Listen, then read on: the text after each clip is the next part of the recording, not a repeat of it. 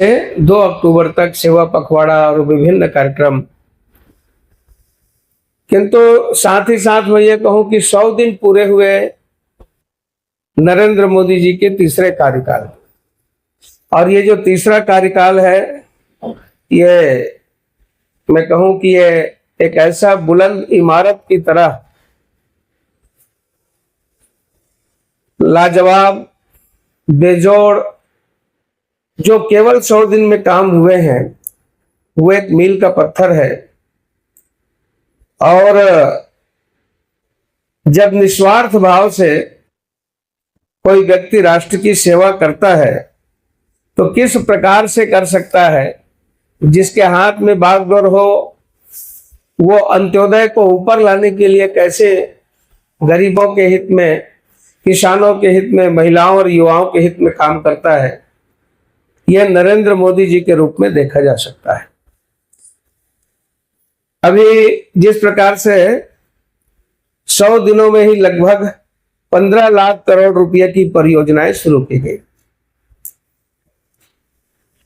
इसमें प्रधानमंत्री सड़क योजना के तहत 49,000 करोड़ की केंद्रीय सहायता से 25,000 अनकनेक्टेड गांवों को कनेक्टिविटी के लिए 62,500 किलोमीटर सड़कों, पुलों के निर्माण, ऐसे ये 50,600 करोड़ की लागत से होगा।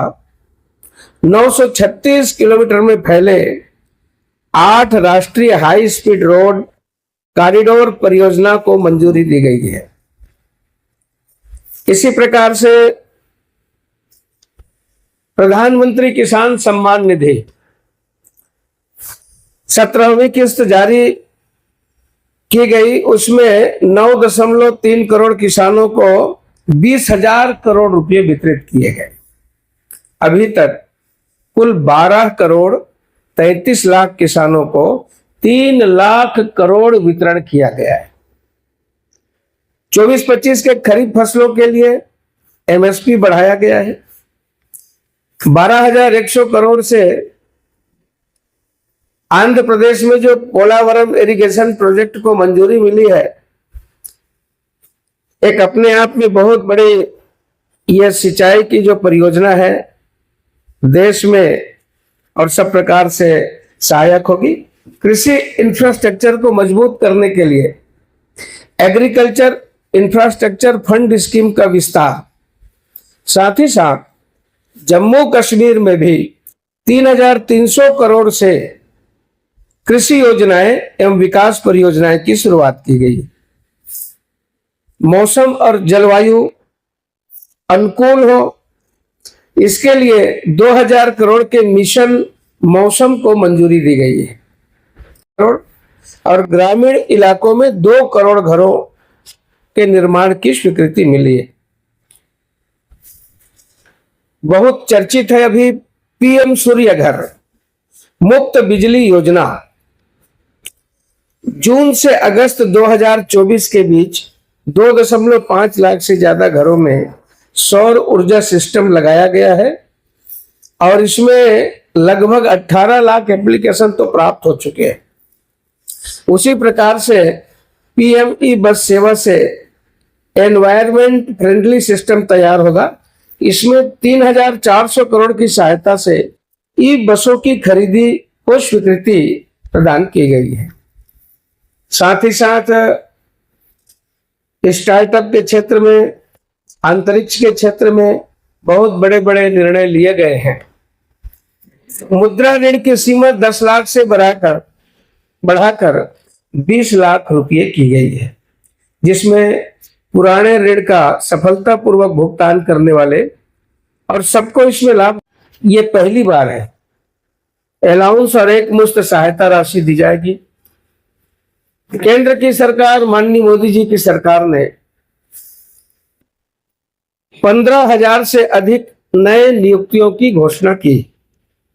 20 लाख युवाओं को कौशल युक्त बनाने का लक्ष्य, 1,000 औद्योगिक प्रशिक्षण संस्थानों का सुधार होगा। पहली बार रोजगार पाने वाले ईपीएफओ के तहत आने वाले कर्मचारियों को 3 किस्तों में 15,000 रुपये तक की प्रोत्साहन राशि भी दी जाएगी। खेलो India rising talent in definition योजना की शुरुआत की गई है।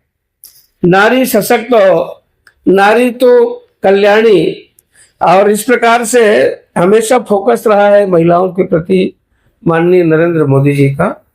तो लखपति दीदी योजना, इसमें माननीय प्रधानमंत्री जी ने 11 लाख नई लखपति दीदियों को प्रमाण पत्र दिए हैं। 1 करोड़ से अधिक लखपति दीदियां प्रतिवर्ष 1 लाख से अधिक की कमाई कर रही हैं। 5,000 करोड़ का बैंक ऋण जारी है। 2,35,400 ऐसे SHGS के ऐसे लाखों सदस्यों को लाभ मिले। मुद्रा लोन 10 से बढ़ाकर 20 लाख की गई, मैंने आपको ध्यान में लाया है। अनुसूचित जातियों, अन्य पिछड़ा वर्गों, सफाई कर्मचारियों के लिए आजीविका गतिविधियों के लिए रियायती ऋणों पर बेहतर पहुंच सुनिश्चित होगी। एकलव्य मॉडल आवासीय विद्यालय 405 विद्यालयों में, यानी 405 विद्यालय में, और 1.23 लाख से अधिक विद्यार्थियों का नामांकन हुआ। नए विद्यालय और स्मार्ट कक्षाएं 40 नए विद्यालय बनाए गए हैं।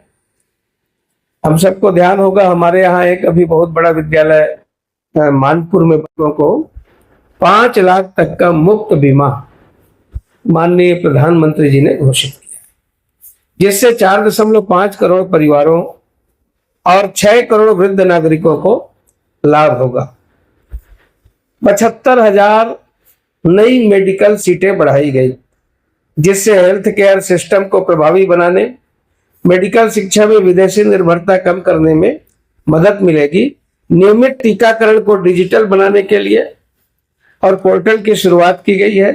देश के डॉक्टरों की एक सेंट्रलाइज्ड रिपोजिटरी बनाने के लिए नेशनल मेडिकल कमीशन एक नेशनल मेडिकल रजिस्टर तैयार कर रहा है।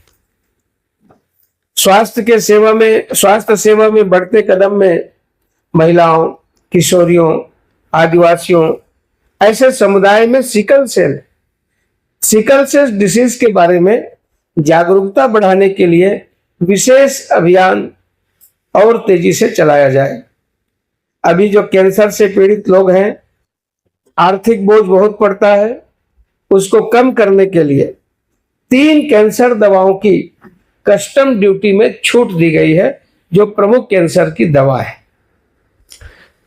और इसी प्रकार से PME ड्राइव योजना 10,900 करोड़ के व्यय से इलेक्ट्रिक एम्बुलेंस की सुविधा प्रदान की जाएगी। Digital health care, Ayushman Bharat health account पर स्कैन और शेयर सुविधा, और इसके माध्यम से 4 करोड़ आउट पेशेंट पंजीकरण की सुविधा दी गई। विज्ञान और टेक्नोलॉजी के क्षेत्र में वैश्विक परिदृश्य में भारत ने जो छलांग लगाई है, एक ऐसा छलांग कि अपन ये कहें कि जिस प्रकार से चंद्रयान व मंगलयान में सफलता मिली। 23 अगस्त को पहला राष्ट्रीय अंतरिक्ष दिवस मनाया गया। भारत दूसरा सबसे बड़ा मोबाइल उत्पादक देश बन चुका है, 2nd नंबर का। स्वदेशी सेमीकंडक्टर सुविधाओं की स्थापना हो गई, और इसी प्रकार से हमारा जो सेमीकंडक्टर के नाम से जानते हैं, गुजरात के साणंद में सेमीकंडक्टर इकाई की स्थापना की। एक गुड गवर्नेंस, एक आदर्श राज्य, अच्छा शासन, सुशासन, गवर्नेंस और लॉ एंड ऑर्डर, यदि देखें तो इस दिशा में भारत सरकार ने और अनेक कानूनों में बदलाव किए हैं, जिसके तहत आपराधिक कानूनों को बदलने के लिए 1 जुलाई 2024 को 3 नए कानून लाए। भारतीय दंड संहिता यानी BNS, भारतीय नागरिक सुरक्षा संहिता और भारतीय साक्ष्य अधिनियम, यानी इसमें परिवर्तन करके और संशोधन करके कानून बनाए गए हैं। संगठित अपराध, आर्थिक अपराध, फॉरेंसिक को बढ़ावा, डिजिटलाइजेशन से कानून व्यवस्था सुदृढ़ होगा। इसके साथ साथ जो बीच में पेपर लीक की बात आई थी, तो पेपर लीक की समस्या से निपटने के लिए सार्वजनिक परीक्षा अनुचित साधनों की रोकथाम अधिनियम 2024 लागू किया। अभी हम सब जानते हैं कि 25 जून को संविधान हत्या दिवस, यानी आपातकाल इमरजेंसी जब लगा, इमरजेंसी के बाद जिसमें हम सबको ध्यान होगा कि उसमें लगभग 1.5 लाख से ऊपर लोग जेल के अंदर थे। जो सत्याग्रह किए उन्हें भी डाला गया, प्रेस की लाइनें काट दी गई, लिखने से मना किया गया, प्रेस के मुंह में एक प्रकार से ताला लगाया गया।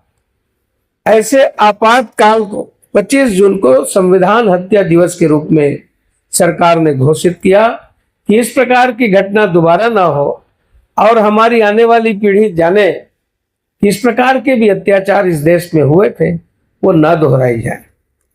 साथ ही साथ ऐसे अनेक कार्य 100 दिन के अंदर नरेंद्र मोदी जी की सरकार ने किया।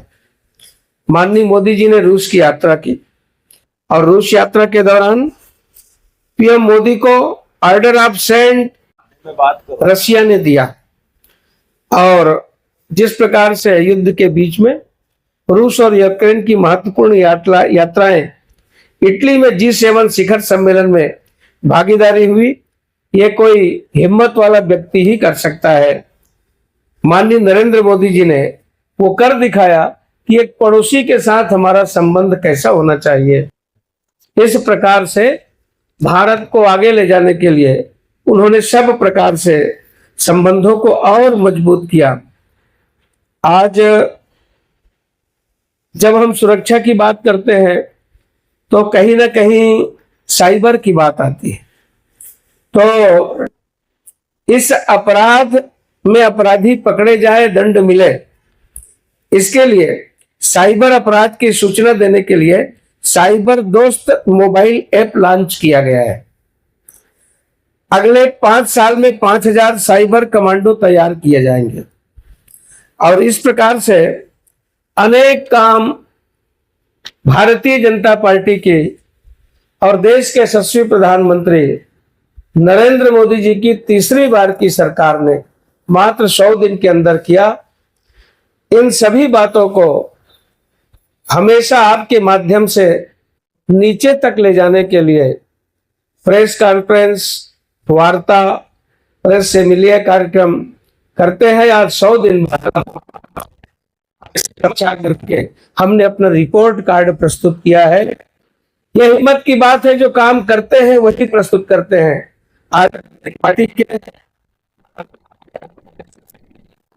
जी सम्माननीय द्वय महामंत्री प्रदेश के भरत वर्मा जी, राम जी भारती जी, सचिन जी, श्री नीलू शर्मा जी और माननीय जिला के अध्यक्ष श्री रमेश पटेल जी, विनोद जी और आदरणीय हमारे आईटी सेल के ऐसे सभी पदाधिकारीगण यहाँ उपस्थित हुए। आप सबके सम्मुख और इसका वितरण भी माननीय हमारे लालवानी जी आप सबको करेंगे, यही आपसे कहें।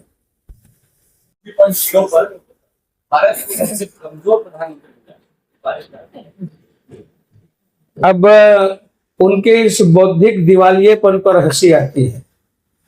उनको ये भी नहीं मालूम, आज हम नहीं, वैश्विक अर्थव्यवस्था के अर्थशास्त्री कह रहे हैं कि कहां मनमोहन सिंह के समय 11वें पायदान पर था और कहां हम 5वें पे हैं। आने वाले समय में हम यानी 3rd में पहुंचने वाले हैं, स्पष्ट है। सांसद जी, प्रधानमंत्री आवास योजना की स्वीकृति 2022 से 1650 आवेदन नगर निगम से ही गए क्षेत्र से। देश के कितने आवेदन आने जो अभी इसको लेकर कुछ स्वीकृति ठीक कहना है आपका। ये अब तक DPR नहीं हुआ। ठीक है, ये सही है। जो काम करता है उससे ही इस प्रकार की बातें की जाती है और अपेक्षा भी उसी से होती है। अब जो बंदा ही कर दिया, जो एक घर नहीं बनाया 5 साल में, उससे क्या बात करना। मैं आपको ये प्रेस के समक्ष कहना चाहता हूं कि आपने जो संख्या की बात की, वो संख्या मैं आपसे बता दूंगा कभी भी जानकारी लेकर के, किंतु मैं आप पे विश्वास से कह सकता हूं कि हमारी सरकार गरीबों के लिए, अंत्योदय के लिए काम करने वाली सरकार है। और जितने भी जो आशान्वित थे, आकांक्षित थे कि हमारा घर अब बनेगा, हमको किस्त अब मिलेगी फिर से, तो वो मैं आपको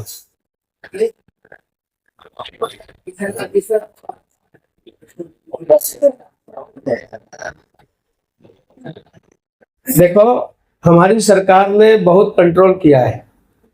और आप मनमोहन सिंह जी के समय जब तुलना करेंगे तो आप पाएंगे कि माननीय नरेंद्र मोदी जी की सरकार सफल सरकार है।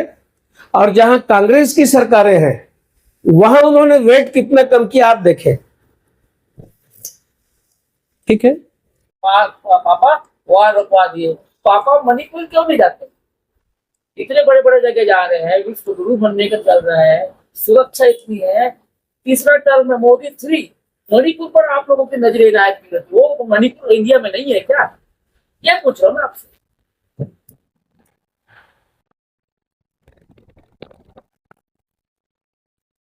विदेश में